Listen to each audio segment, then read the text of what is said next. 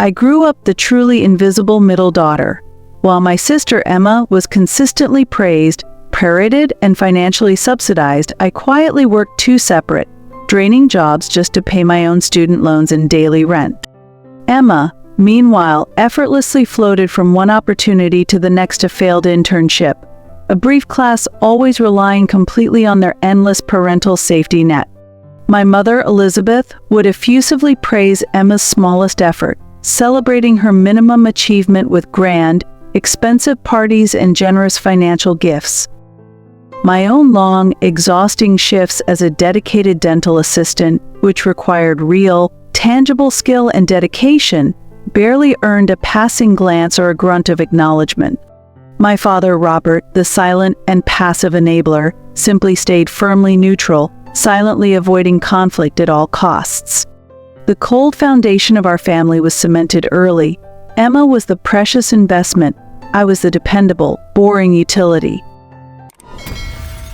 I am Jessica Allen, 33, a dental assistant in San Francisco. At Christmas dinner, the crystal clinking, my mother, Elizabeth, sneered directly at me, "Jessica, you'll never be as good as your sister." "Accept it, dear." I stood, my heart steady and cold, and said the one definitive thing that instantly shattered their world and silenced everyone, "Maybe, Mom." Elizabeth's cold words landed in my chest like a physical slap. The profound shock wasn't about her predictable cruelty, but the painful truth I'd always internally denied. Their comparison was their final judgment. Why did their cruel judgment still sting so fiercely, even when I finally knew I was right? My personal wins, valuable professional certifications, my perfect 5-year attendance record at the clinic, the small savings account I meticulously built for emergencies were never genuinely celebrated. They were instantly treated by my parents as merely ordinary, expected chores I should be completing quietly, obligations that freed up their resources. Emma, gliding through her glamorous marketing job, was unilaterally crowned the undisputed queen, the star whose every minor move warranted endless fanfare and financial assistance. While I was systematically grinding through nights and weekends, meticulously paying off my stubborn student loans, calculating every single penny, Emma was living a life of financial leisure. Her ridiculously high San Francisco rent, her frequent luxury travel expenses, and her endless stream of discretionary extras all came directly from our parents' carefully managed retirement fund. I felt a deep, slow-burning resentment simmer, knowing that their long-term financial security was being actively eroded by Emma's sheer entitlement. While I was systematically grinding through nights and weekends, meticulously paying off my stubborn student loans, calculating every single penny, Emma was living a life of financial leisure. Her ridiculously high San Francisco rent, her frequent luxury travel expenses, and her endless stream of discretionary extras all came directly from our parents' carefully managed retirement fund. I felt a deep, slow-burning resentment simmer, knowing that their long-term financial security was being actively eroded by Emma's sheer entitlement. Despite the overwhelming, gnawing unfairness, a tiny, foolish part of me still held on to a desperate hope that maybe, just maybe, if my financial contributions were large enough, that monumental effort could finally bridge the emotional gap and earn me their genuine, unconditional love. That misguided hope was my greatest, most painful weakness. The constant, insidious comparisons cut me deeply on a daily basis. At every single family gathering, the painful script was recited by my mother like a cruel, practiced routine, ignoring my hurt. Elizabeth would announce, often to an uninterested relative, making sure I could clearly hear, "Emma networks with CEOs and attends exclusive industry parties. Jessica cleans teeth and doesn't really leave San Francisco." The calculated slight was always delivered with a sweet, patronizing smile, which only made the emotional damage far worse. The calculated slight was always delivered with a sweet, patronizing smile, which only made the emotional damage far worse. My mother's seemingly innocent barbs quickly turned into a cruel, predictable chorus at every Sunday dinner and holiday event, each sharp, calculated jabs shrinking my professional self-worth and leaving me feeling utterly belittled. They fundamentally refused to see me as a professional providing essential health care. Instead, they exclusively saw me as an easily replaceable domestic service provider who lacked real ambition, a person whose main function was simply to be the financial shadow to their golden child. The only thing that truly grew in those rooms was my silent, burning resentment.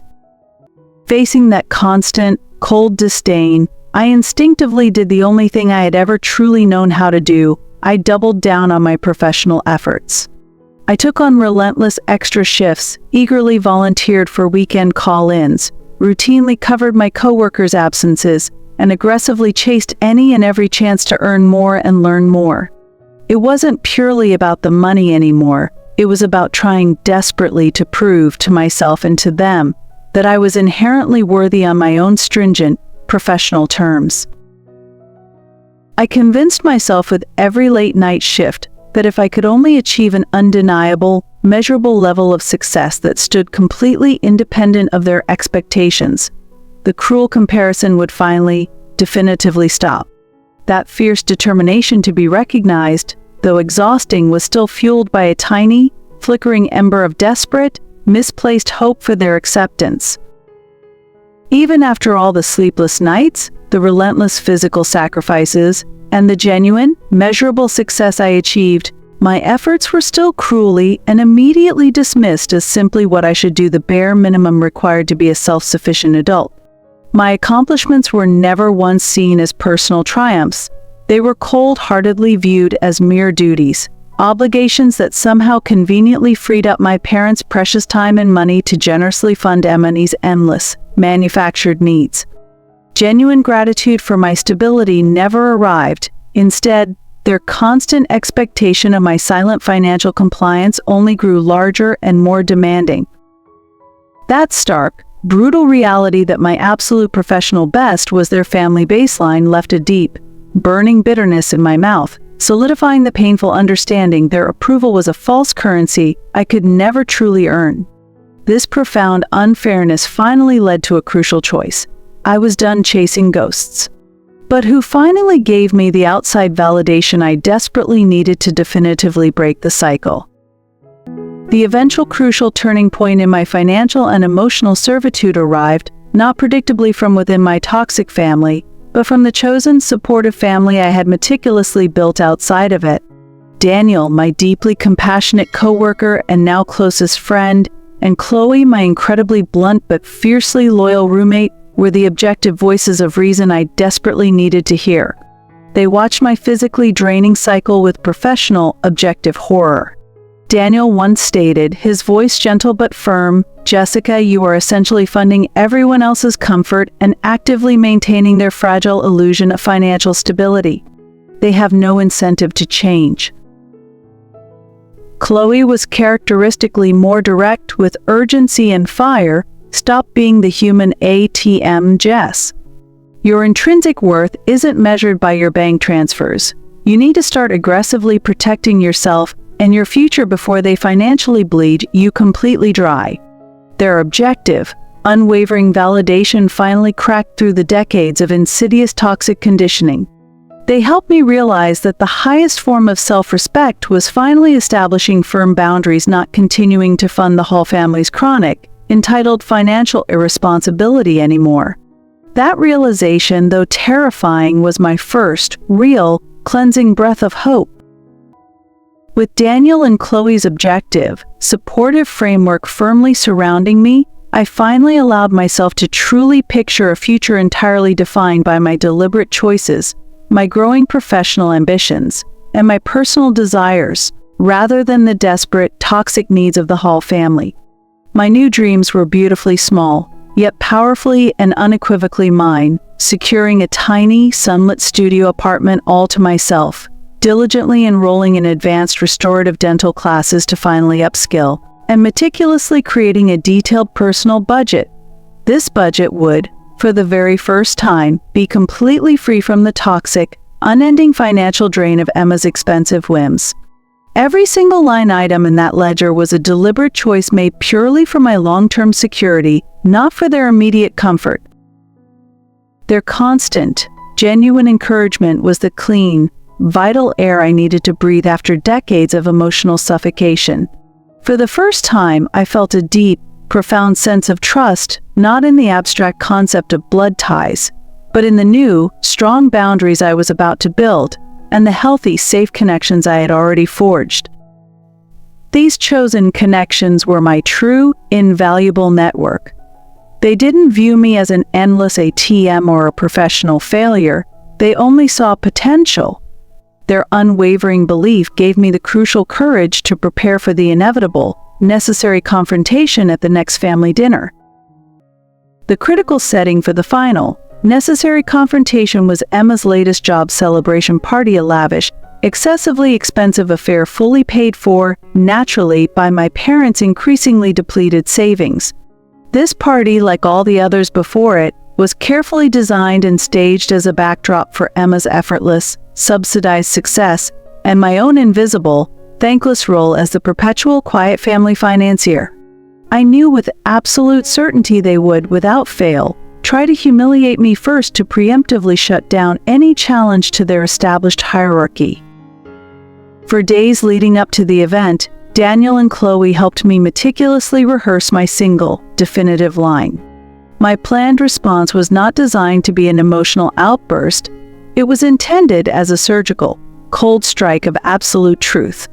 I stood in front of my bedroom mirror, practicing the calm, even tone, the steady, unwavering gaze, ensuring my voice wouldn't crack. I promised myself fiercely and absolutely that no matter how much their inevitable rejection or manipulative fury hurt, I would no longer passively swallow their carefully constructed insults just to maintain their toxic, fragile peace. The entire psychological process felt less like preparing for a simple family fight and more like bracing for an immediate, catastrophic rupture. The time for whispering yes, for quietly accepting their dismissal, and for silently paying the family's overdue bills was finally definitively over. Every nerve ending felt tight. The intense, coiling pressure of tension in my stomach was almost physically unbearable, but underneath that crippling anxiety, a new, cold, liberating strength resided.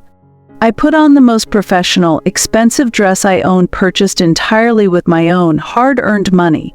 The time for a definitive, public declaration, a resounding no, was finally here. I stepped out the door, knowing with absolute certainty that there was no conceivable way back to the old, painful script after this one dinner. The game was about to change permanently. The inevitable moment arrived, not subtle but loud, calculated, and intentionally humiliating. My mother, Elizabeth, deliberately clinked her champagne glass, the sound slicing through the party chatter, and directed her harsh, cold gaze exclusively at me, pointedly ignoring the actual guests gathered for Emma. Her voice, thick with its usual false pity and patronizing superiority, dripped with malice as she announced, "Poor Jessica works nights. She just can't seem to hold on to a decent boyfriend. Perhaps if she dressed better, like Emma, she wouldn't have to clean people's mouths all day for a living." The familiar, cruel, and automatic laughter followed immediately from my sister, Emma, and was weakly echoed by my father, Robert. In that single, crushing moment of profound injustice, the years of quiet emotional collapse seemed to rush over me in a burning, dizzying wave. My vision momentarily narrowed, the lights of the chandelier blurring into white pain. But this time I didn't cry. Instead of shrinking back and allowing the humiliation to settle, I stood up slowly from my chair.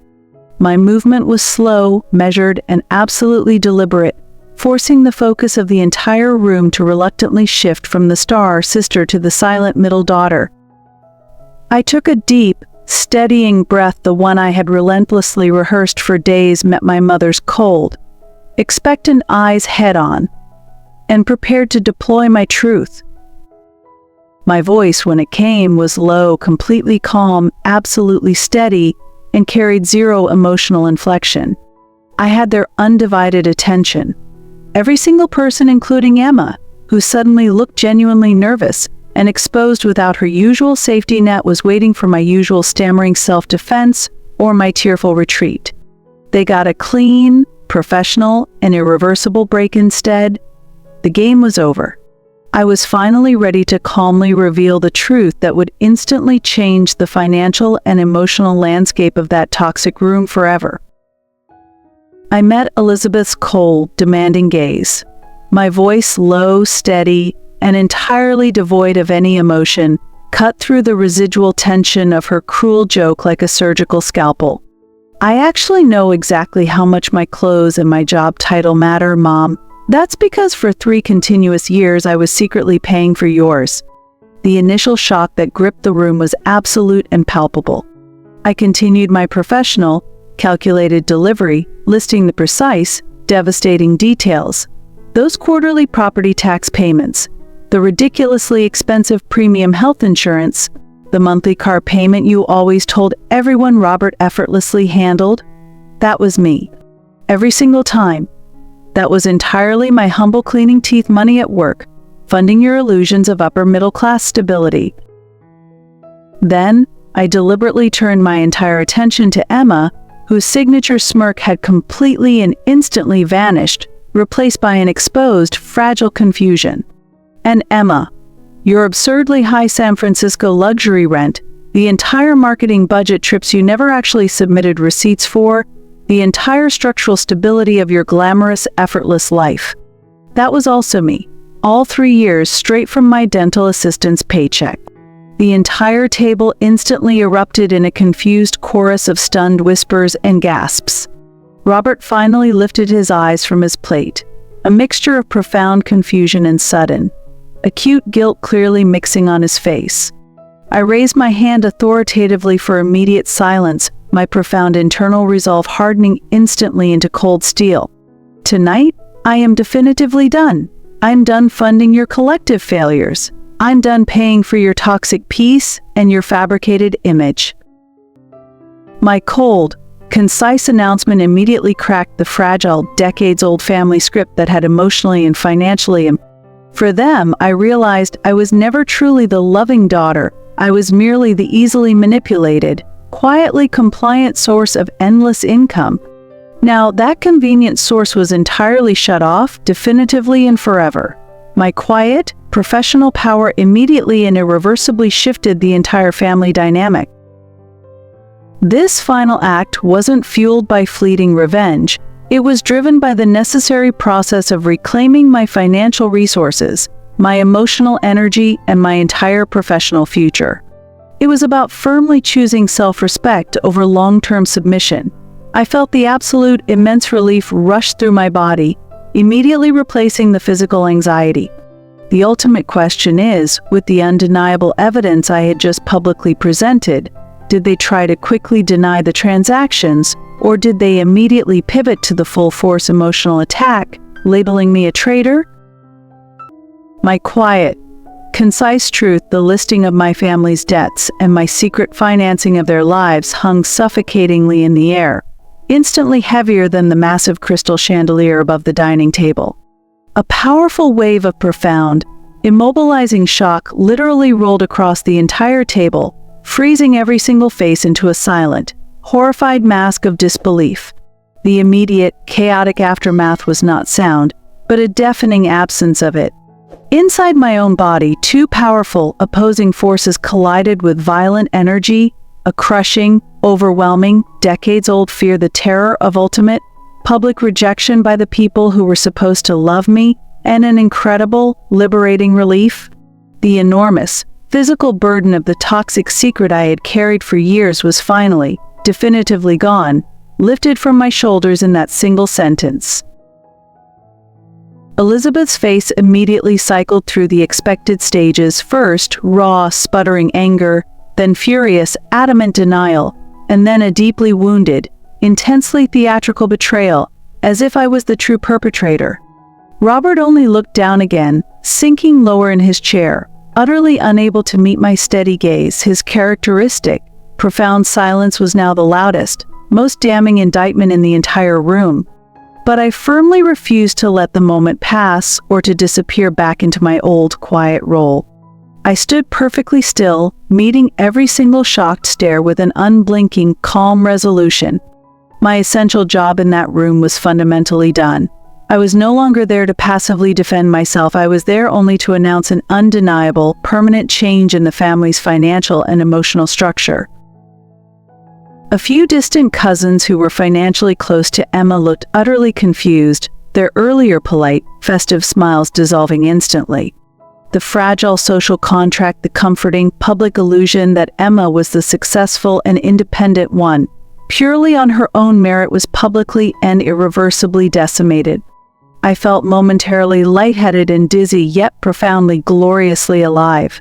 The very instant I chose my personal independence over their collective, suffocating false narrative, the overwhelming emotional high took over. I had finally, permanently won the only battle that ever truly mattered, the battle for my own future.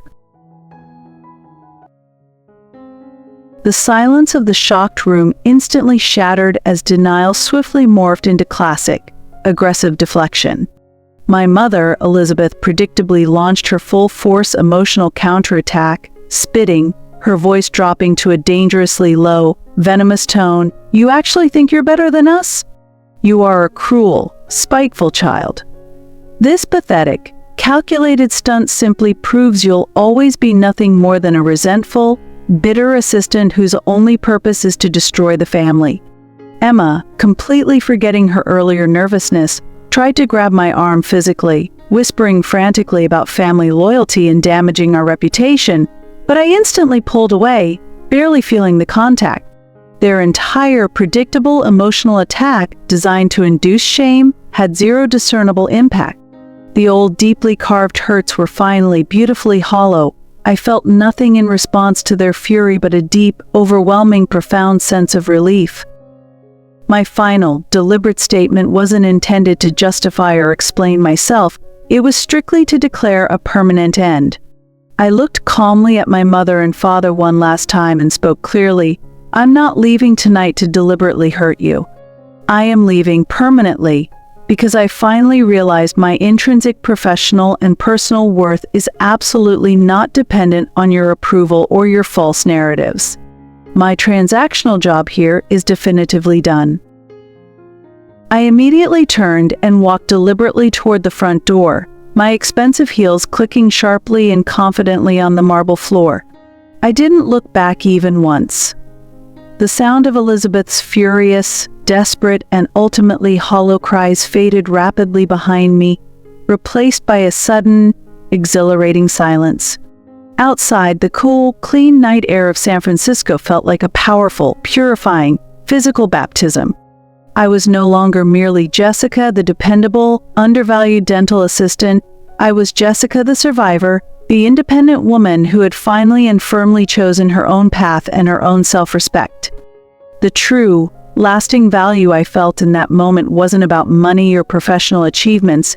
It was the quiet, undeniable knowledge that the toxic source of my long-term pain no longer held even a single thread of power over me. I finally genuinely felt truly valued, and it was entirely because I valued myself first. 6 months had passed since the definitive, final rupture. The intense emotional dust had finally settled. I had successfully moved into my own sunlit, peaceful studio apartment, diligently enrolled in my advanced restorative dental courses, and even gratefully accepted a promotion that came with a significant, life-changing raise. Financial independence was no longer a desperate dream. It was my tangible, undeniable reality.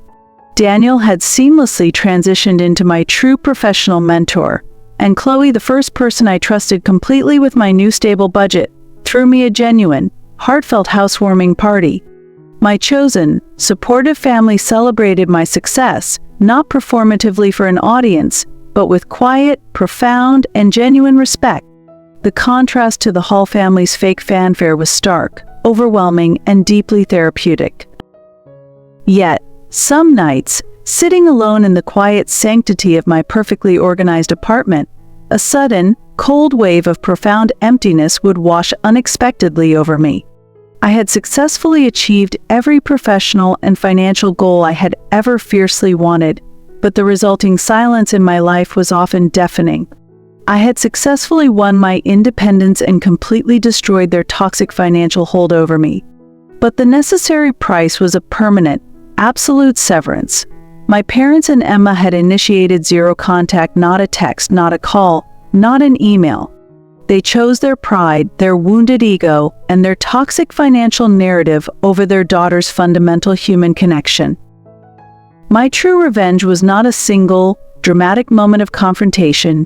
It was the quiet, undeniable fact of my thriving, stable life, built entirely without their aid, and the professional knowledge that they were now financially struggling due to Emma's unrelenting, expensive entitlement and lack of true income. I finally mournfully realized that the love and acceptance I had so desperately sought for decades was never genuinely there to begin with. I traded a deeply painful illusion of family connection for a solid, yet occasionally lonely reality of self-respect, and in the quiet of my new life, I knew with absolute certainty that I would never trade it back. The immediate aftermath of the celebration party was predictably devastating and silent. Then, within days, came the furious, unrelenting barrage of manipulative texts and desperate, panicked phone calls from Elizabeth. They weren't begging for me to return home or expressing remorse for the humiliation. They were only, exclusively, begging for more money. She was utterly, completely desperate and exposed. I didn't respond to a single message. With my financial leash finally and irrevocably cut, the Hall family's carefully maintained facade crumbled instantly and publicly. The cruel truth, the final, devastating revelation, was actually much worse and more entrenched than I had initially allowed myself to realize. My father, Robert, wasn't merely passively enabling Emma's lifestyle and my mother's spending. He had actively, secretly refinanced and mortgaged the family house twice in the last 18 months alone, ostensibly to cover Emma's continuous, failed investment opportunities and my mother's excessive, unmanageable debt. He had literally risked every tangible asset they owned, plunging them into a catastrophic level of short-term liability that only my previous consistent cash flow was able to mask. And my sister, Emma, she wasn't remotely a glamorous marketing executive anymore.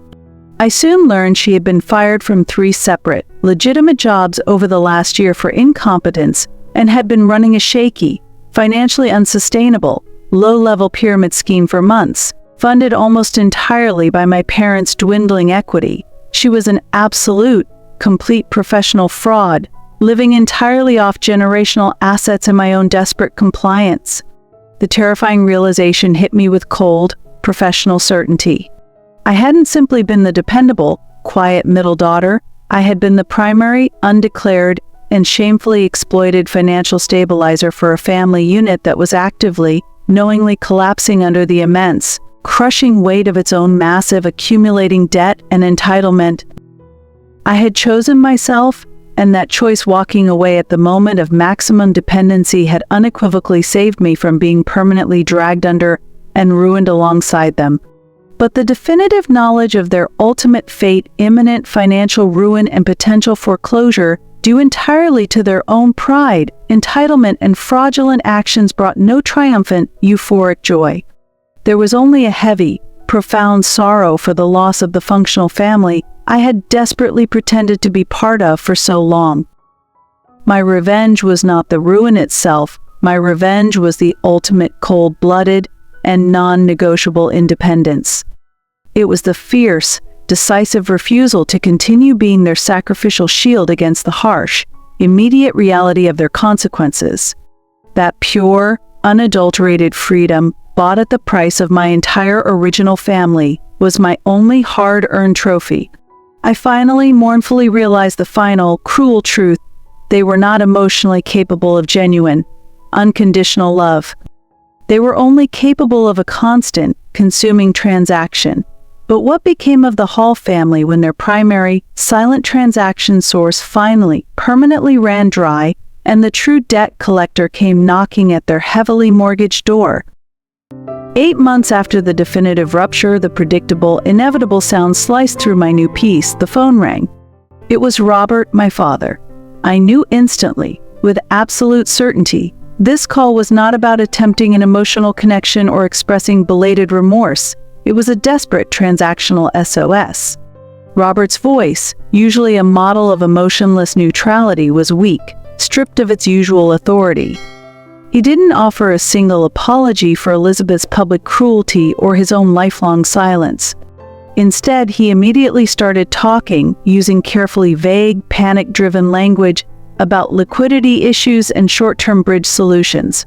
He finally admitted their financial situation was actively catastrophic, a direct result of Emma's failed ventures, and directly asked if I could help them bridge the gap. The gap was, to my detached amusement, roughly the size of my entire life savings. The sheer audacity of the request, after everything, was breathtaking. My response was a single, non-negotiable sentence delivered in the same cold, even tone I had used at the Christmas dinner. Robert, my job of financially stabilizing the Hall family is definitively done.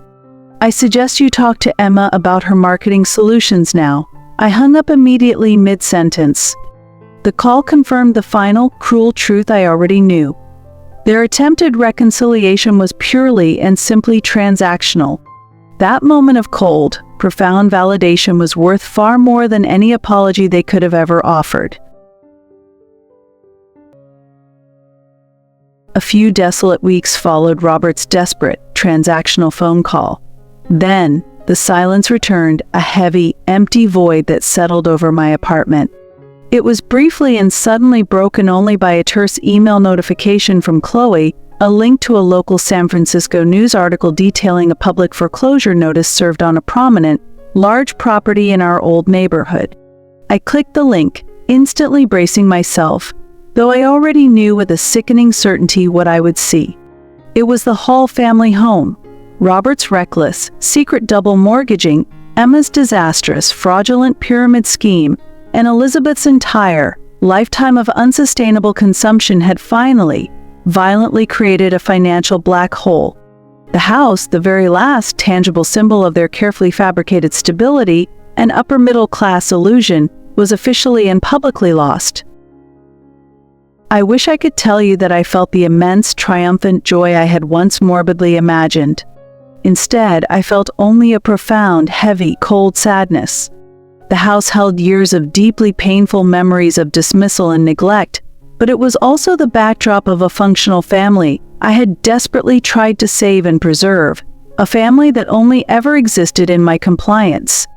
The stark, cold realization crystallized instantly. My financial revenge was fully and completely executed, but it didn't magically heal the decades-old wound of my childhood. It only tragically confirmed that the inherent toxicity had been actively terminal and irreversible long before I ever made the choice to walk away. My departure hadn't caused their collapse. It had merely removed the only temporary life support, keeping a dead system artificially functioning. As expected, Emma launched a vicious, final counter-narrative, contacting distant, confused relatives and loudly proclaiming that I had cruelly betrayed them by not providing the final, massive bridge loan. Her carefully constructed version of reality was completely shattered, yet her profound, toxic entitlement remained fiercely, depressingly intact. She was incapable of processing the concept of personal responsibility. That final, pathetic display of emotional gaslighting was the true, final emotional break. I understood with a chilling sense of absolute clarity that they were simply not capable of seeing the world outside the narrow lens of their immediate parasitic, transactional needs.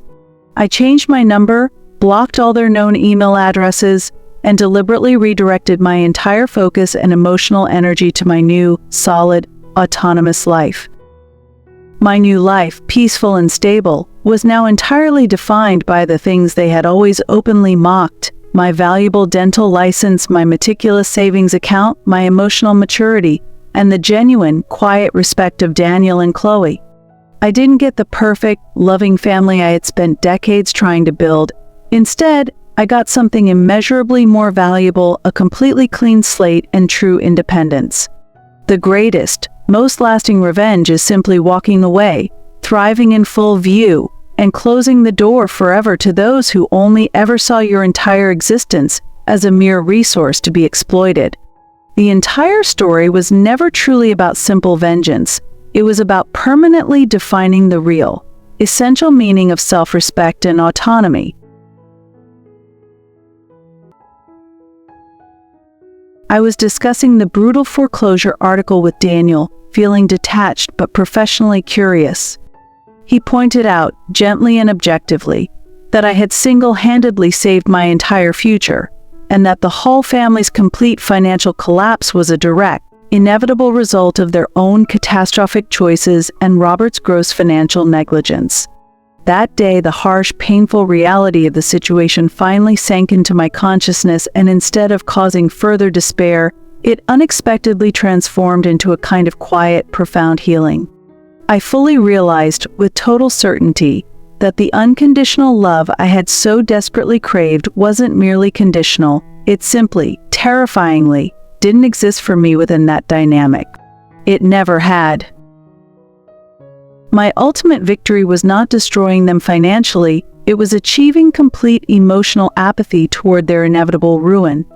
I didn't hate them anymore. And I didn't feel guilt either, I simply didn't care.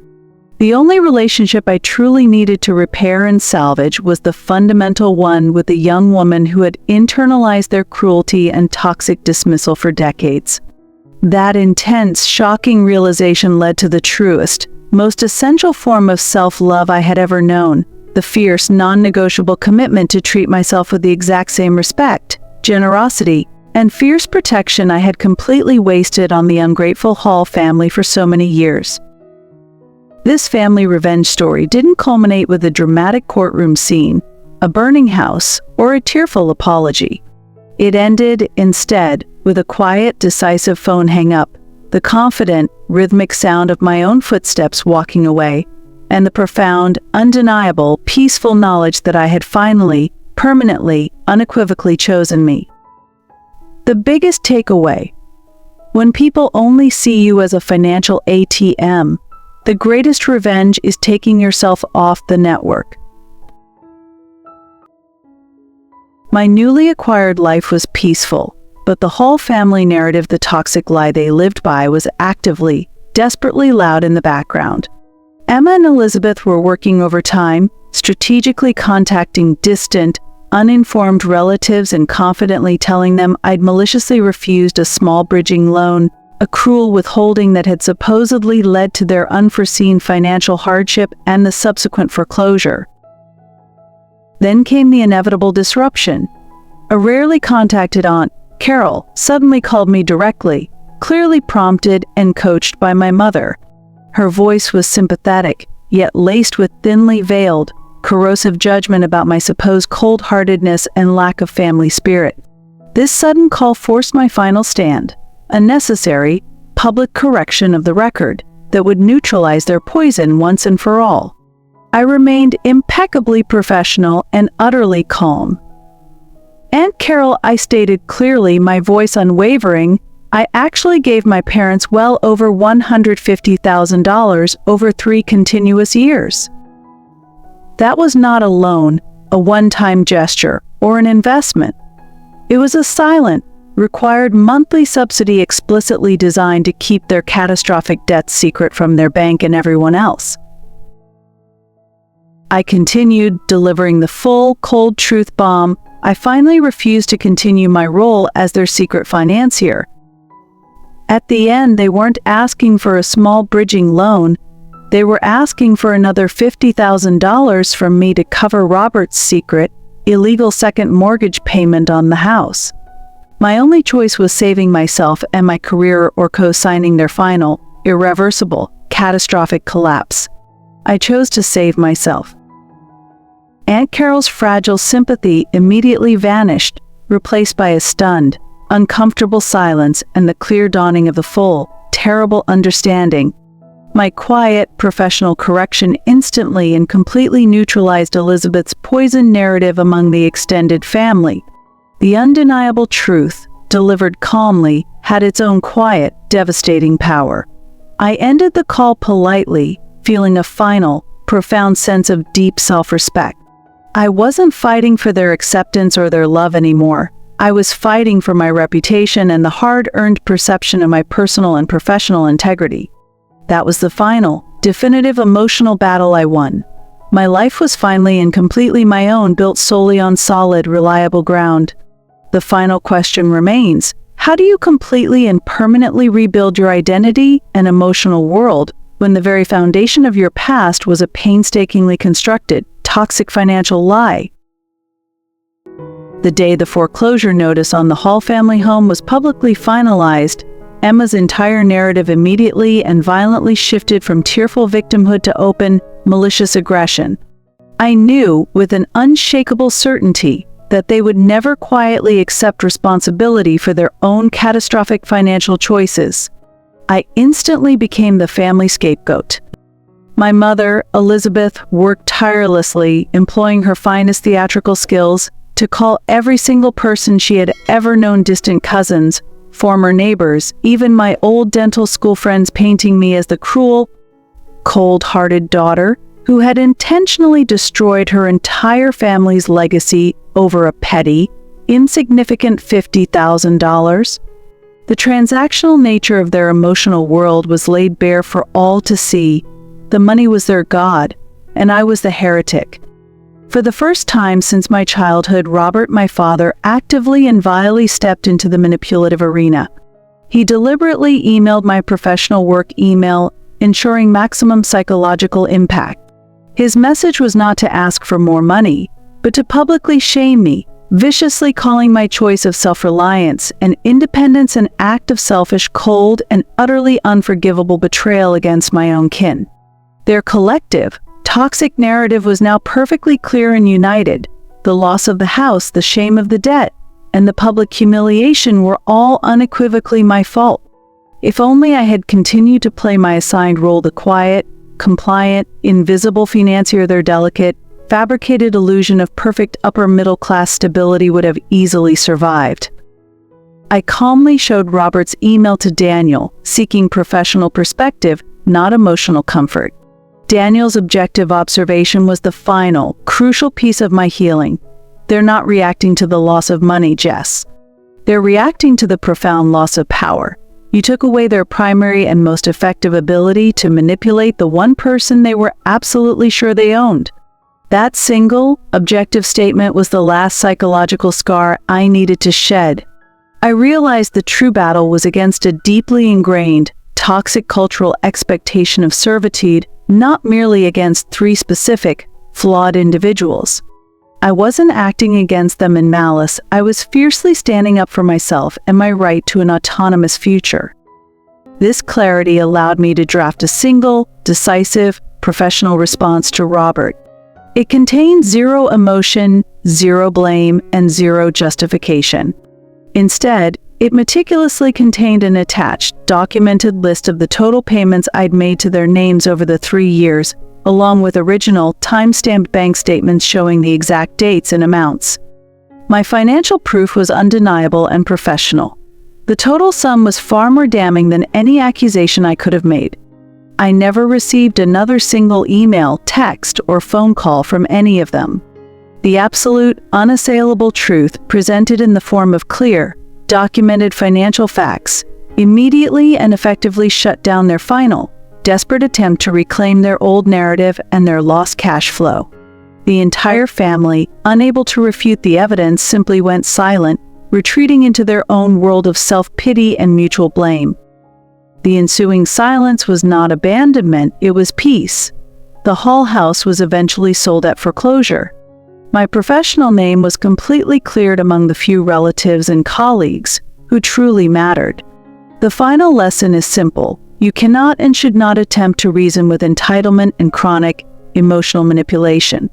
The only winning move is to walk away and build a life that stands as undeniable proof of your value. But the biggest, most lingering revelation of all was the one I learned about my father, Robert. Was he truly just an innocent, weak-willed victim of Elizabeth and Emma's relentless consumption, or was his years of silence and his final, aggressive email actually the most profound, calculated form of long-term betrayal? After the final, venomous, and ultimately hollow attacks from my parents and Emma finally ceased, I found my true, lasting refuge. It wasn't in quiet solitude as I initially thought, but in the stable, affirming company of the two people who saw me with unclouded, objective clarity, Daniel and Chloe. We established a new ritual, simple, quiet dinners at my new studio apartment, free from performance and pretense. Chloe looked directly at me over the shared pasta dish, her voice calm, objective, and deeply validating. "They're financially bankrupt, Jess, and you're not. That's not an act of betrayal. That's the clearest definition of boundary setting. And in the context of that family, it is the highest form of self-respect imaginable." Daniel, ever the rational analyst, added a final piece of perspective that instantly demolished the last vestiges of my guilt. "They didn't truly break down because of your $50,000 refusal, Jess. They broke down because you removed the financial scaffolding that had been artificially hiding the rot and catastrophic negligence for 30 years. You weren't the cause of the fire, you were just the last piece of support they lost." Their collective, external perspective, delivered without judgment, finally and fully shifted my entire internal script. The constant, insidious guilt I'd carried for decades, the feeling that I should have sacrificed more, given more of my life, dissolved into a pure, clean, exhilarating sense of profound gratitude. This was my new family now, a unit built not on the precarious, painful foundation of blood or manipulative obligation, but on radical honesty, fierce mutual respect, and genuine, reciprocal, supportive communication. When we spoke, the topics were focused entirely on my advanced dental classes, Daniel's next business plan, and our travel ambitions, never on debt, shame, or hidden transactions. Every single conversation with them was a deliberate, gentle act of emotional healing.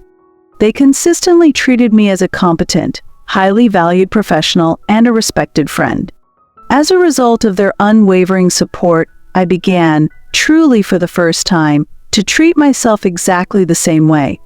The toxic, crippling need for external approval and validation from my parents faded completely into irrelevance. My revenge story concluded not with a dramatic courtroom scene, but with a quiet, shared dinner, the realization that I was loved for who I was, not what I provided, and a profound, lasting peace. A transformative year and a half flew by. Time, the quietest and most effective healer, was diligently measured not in holidays missed or insults endured, but in tangible professional milestones. I successfully completed my demanding advanced courses, finally earning my restorative dentistry certification. This professional title, earned through thousands of hours of effort, was 1,000 times more valuable than any family name. My personal bank account, for the first time in my adult life, accurately reflected my true effort and hard work, no longer instantly depleted by the hidden, corrosive burdens of my family. With the financial stability firmly established, I put a significant, liberating down payment on a small, perfectly located condo in a peaceful part of the city. I owned my ground literally and figuratively. This physical security was the final nail in the coffin of my former life's anxiety. The immense emptiness I'd initially felt, the lingering, sharp sting of permanent familial separation, had gradually, miraculously faded. It was completely replaced by a quiet, unshakable, fierce self-respect. My entire new life was built on verifiable substance, concrete achievements and assets, not on the fragile, corrosive, and ultimately worthless external approval of others. Daniel and I co-authored a complex, well-received published paper on aesthetic dental repairs for trauma patients. His respect for me was genuine, professional, and earned through shared intellectual rigor. This professional, objective validation proved to be the highest measure of my worth, surpassing and utterly eclipsing any flimsy, conditional familial praise I'd ever desperately begged for. The contrast between our two worlds was stark, undeniable, and permanent. While the Hall family wrestled daily with low-cost rental applications, the shame of late payments, and the slow, agonizing loss of their former elite status, I was signing a multi-year lease agreement for my very own commercial office space, preparing to launch my private practice. Their descent was a natural consequence of their choices. My ascent was the direct result of my self-rescue. The hardest, longest-running part of building this new life wasn't the rigorous professional work. It was the psychological, daily effort to fundamentally accept that I deserved this hard-earned success and that it was okay to be happier without them. The lingering, manipulative voice of Elizabeth, the one that constantly whispered I was unworthy, too plain, and incapable, was the final, internalized enemy I had to silence completely. This was the final, most personal layer of my revenge. The contrast between our two worlds was stark, undeniable, and permanent. While the Hall family wrestled daily with low-cost rental applications, the shame of late payments, and the slow, agonizing loss of their former elite status, I was signing a multi-year lease agreement for my very own commercial office space, preparing to launch my private practice. Their descent was a natural consequence of their choices. My ascent was the direct result of my self-rescue. The hardest, longest-running part of building this new life wasn't the rigorous professional work. It was the psychological, daily effort to fundamentally accept that I deserved this hard-earned success and that it was okay to be happier without them. The lingering, manipulative voice of Elizabeth, the one that constantly whispered I was unworthy, too plain, and incapable, was the final, internalized enemy I had to silence completely. This was the final, most personal layer of my revenge. 3 full years had passed since the moment of rupture. My private dental practice wasn't just surviving, it was genuinely thriving. My entire existence was now characterized by a genuine, consistent flow of meaningful professional work, respect from my peers, and a quiet, profound inner satisfaction. The need for external revenge was long gone old news. The relentless, forward-moving growth of my own life was the sole focus. Then came the real, ultimate turning point, the moment that fully and completely eclipsed the entire, pathetic Hall family drama. It wasn't about professional achievement this time. It was intensely, beautifully personal. I got engaged to Daniel.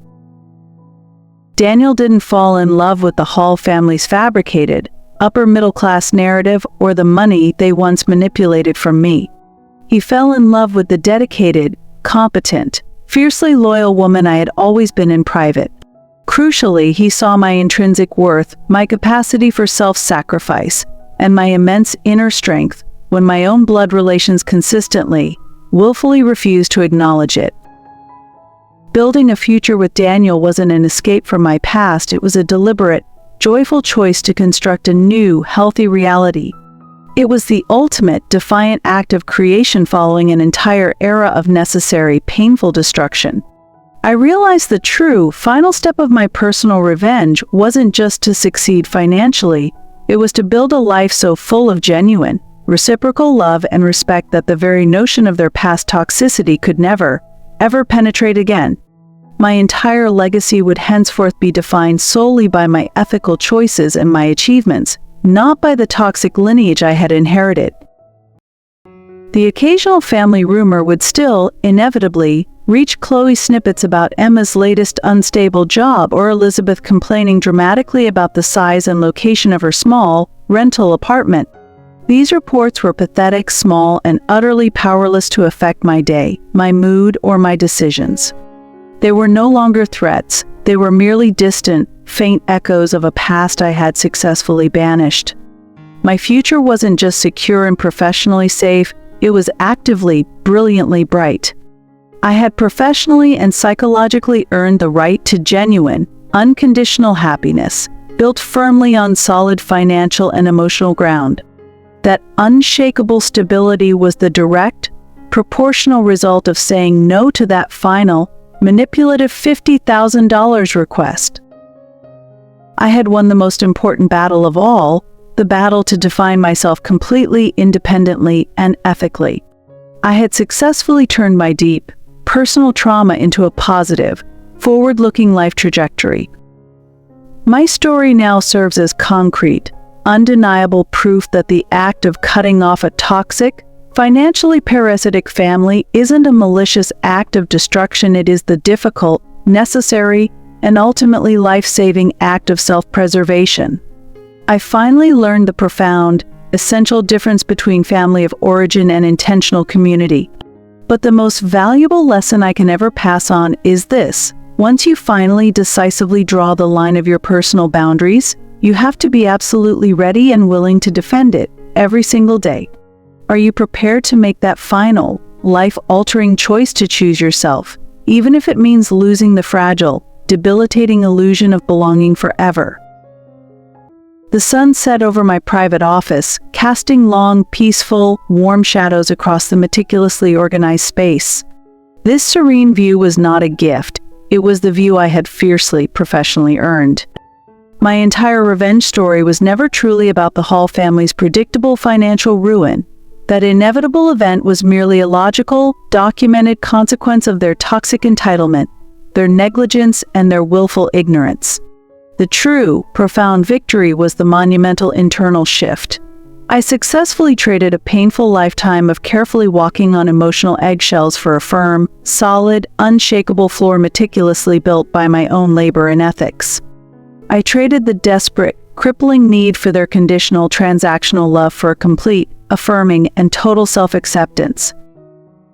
I had worried incessantly that cutting them off permanently would leave me perpetually scarred and emotionally isolated.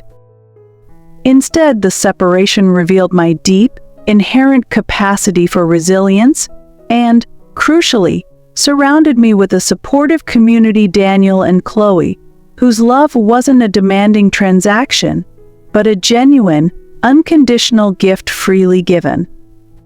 For anyone out there who identifies with the quiet, dependable role, the silent family ATM, who feels invisible, remember this essential truth. Your greatest, most potent strength is your absolute, non-negotiable ability to decisively walk away. Your biggest, most valuable asset isn't your money, your compliance, or your time. It is your fierce, absolute autonomy. Use it, protect it, and never apologize for it.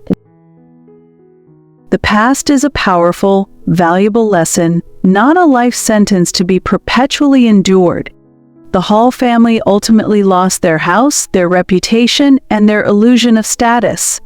But in that same moment, I finally and unequivocally gained my entire authentic self. I won the necessary battle, but I know the essential war for true self-worth and genuine inner peace is continuous. What specific action are you choosing to take today to firmly and bravely defend the boundaries you know you desperately need? So that's my full, messy, and ultimately victorious story of self-rescue.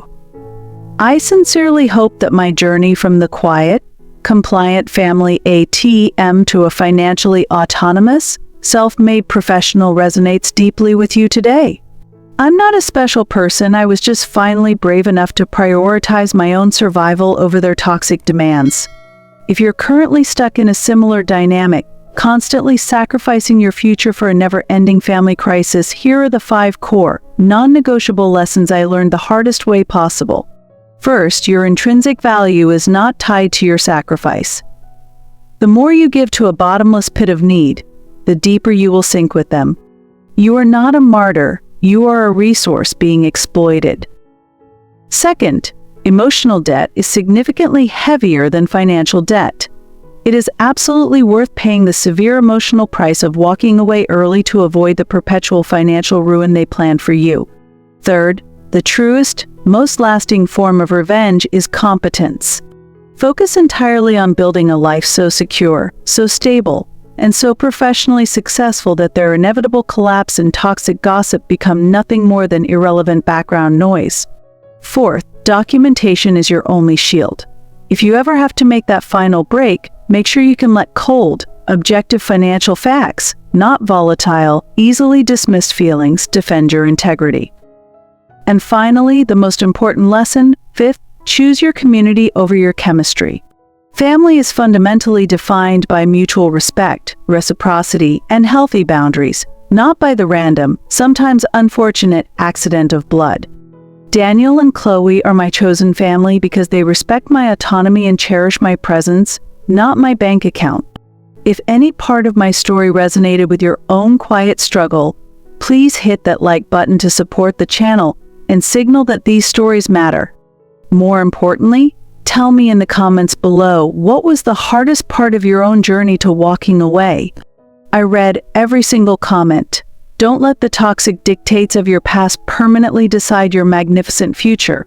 You have the absolute, unassailable autonomy to choose and build your own destiny. Now go build it.